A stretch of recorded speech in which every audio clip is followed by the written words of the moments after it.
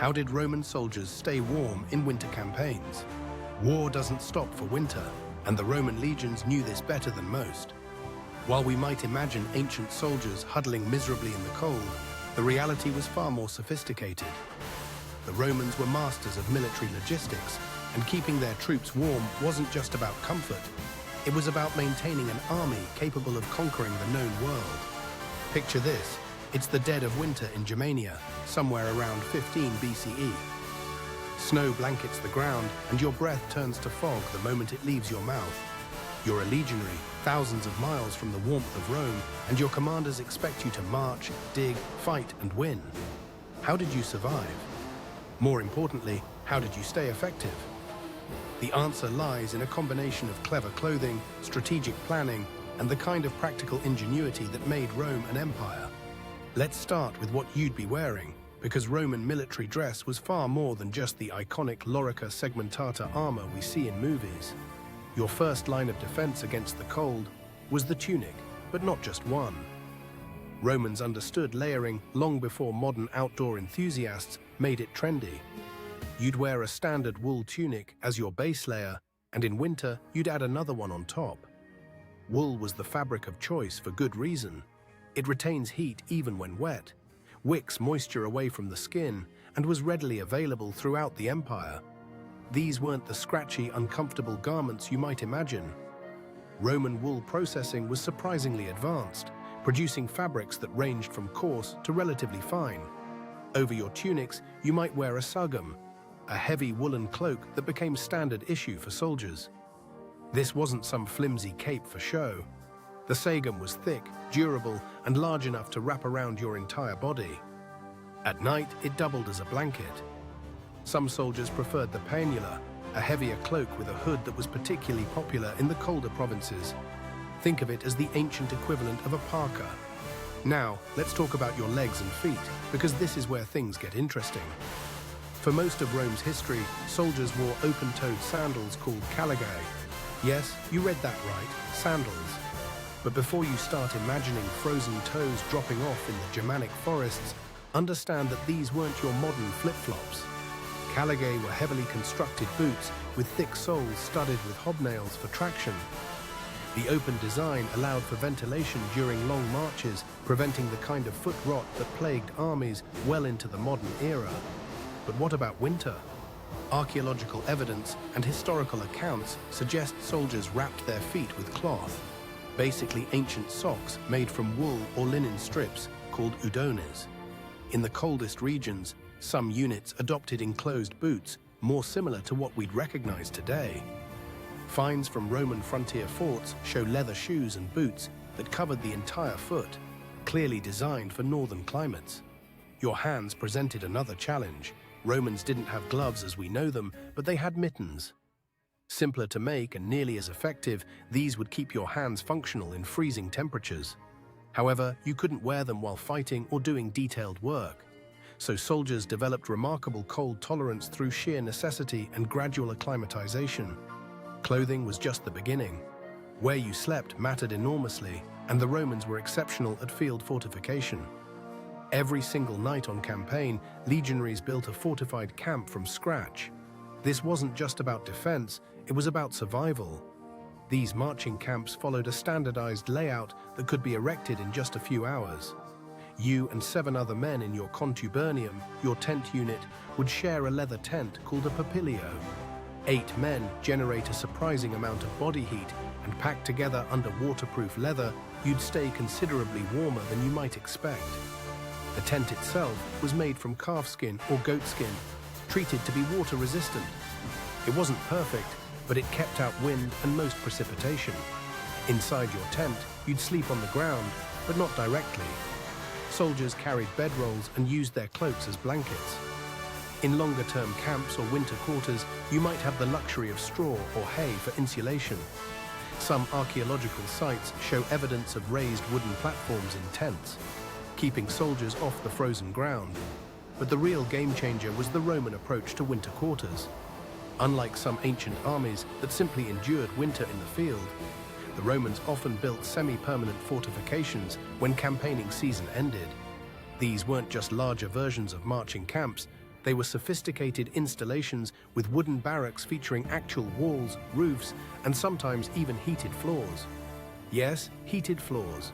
The Romans invented the hypercaust system, underfloor heating that channeled hot air from furnaces through spaces beneath the floor. While this was more common in permanent forts and urban buildings, some winter quarters featured versions of this technology, at least in the commander's quarters and possibly in some barracks. Even without hypocaust heating, barracks were infinitely superior to tents. Wooden walls blocked wind, roofs kept out snow and rain, and multiple men in an enclosed space generated enough heat to keep temperatures tolerable. Fire was, of course, essential. In marching camps, each contubernium would have a small fire for cooking and warmth. Soldiers carried fire-starting equipment as part of their standard kit. In winter quarters, larger communal fires and individual hearths in barracks provided heat. The Romans were meticulous about fuel supply, and quartermasters ensured adequate wood was available. In regions where wood was scarce, they'd use peat, dried dung, or coal. Yes, the Romans knew about and used coal in Britain and other provinces. Food played a crucial role in keeping warm that's often overlooked. The Roman army marched on its stomach, and winter rations were carefully calculated to provide maximum calories. Your daily grain ration would be around 3 pounds, mostly wheat, but also barley. You'd grind this into flour and make porridge or bread. In winter, hot porridge wasn't just food, it was a way to warm yourself from the inside out. But soldiers didn't live on grain alone. You'd receive rations of bacon, cheese, and sour wine called posca. The fat content in bacon and cheese provided concentrated calories that your body could burn for warmth. Posca, while it sounds unappetizing, was actually quite practical. It was safer than water, provided some vitamin C, and when heated, made a warming drink. When possible, soldiers supplemented rations with hunting, foraging, or purchases from local markets. Stews and soups were popular because they were hot, filling, and could incorporate whatever ingredients were available. A hot meal at the end of a freezing day wasn't luxury, it was necessity.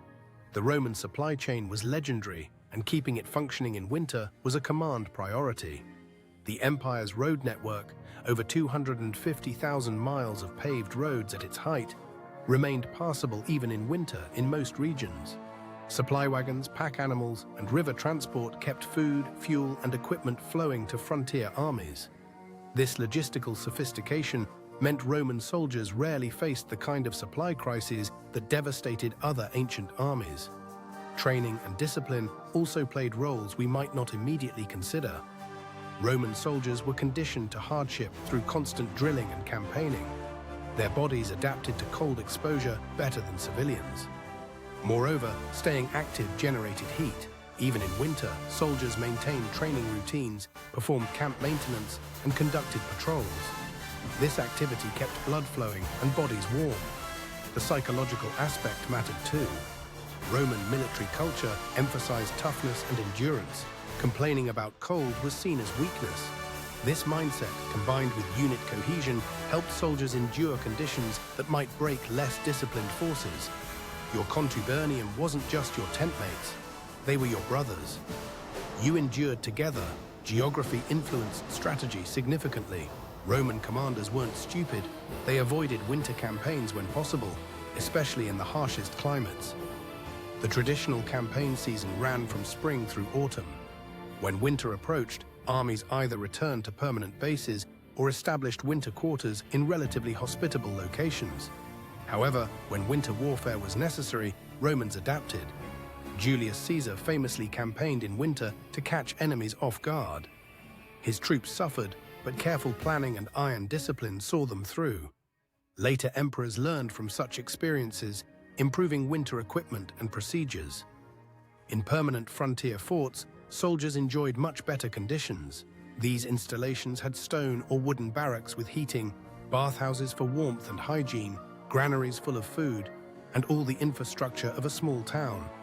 Soldiers stationed at these forts could endure the harshest winters in relative comfort. The bathhouse deserves special mention. Roman baths weren't just about cleanliness, they were about warmth.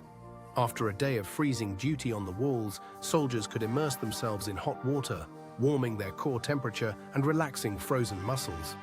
This wasn't available in field camps, but in permanent installations, it was a crucial morale and health factor. Medical care also contributed to survival. Roman military medicine was remarkably advanced. Army doctors understood that cold caused specific injuries and illnesses. They treated frostbite, hypothermia, and cold-related respiratory infections. Hospitals in permanent forts provided heated spaces for recovery. So, how did Roman soldiers stay warm in winter campaigns?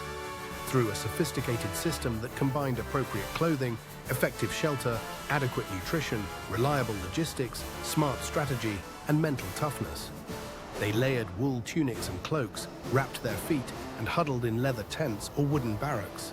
They ate calorie-dense food, maintained fires, and stayed active. Most importantly, they benefited from an empire-wide system designed to support them. The Roman military machine didn't stop for winter because it didn't have to.